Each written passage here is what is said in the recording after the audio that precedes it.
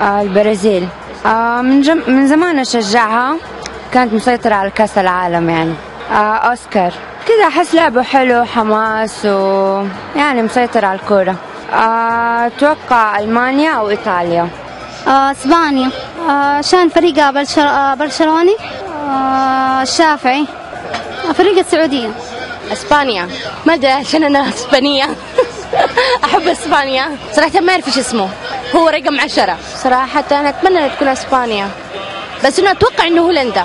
هولندا عشان فريق قوي جدا، ومن اول ما ابتدت كاس العالم يعني هم مكسرين الدنيا. روبن في هولندا في اول ماتش مع يعني كان جاب جونين حلوين جدا، فحسيت ان هو ده يعني هيبقى احسن لعيب في البطوله، وبيجري بسرعه جدا كمان.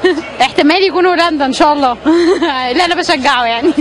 ألمانيا، وعندي كمان إيطاليا. اخترت ألمانيا بعد ما شفتها مع مباراة البرتغال قدام كريستيانو رونالدو، والصراحة الفريق مرة قوي يعني، وقدم مباراة مرة حلوة. لاعب المفضل نيمار اللي في البرازيل. إيطاليا.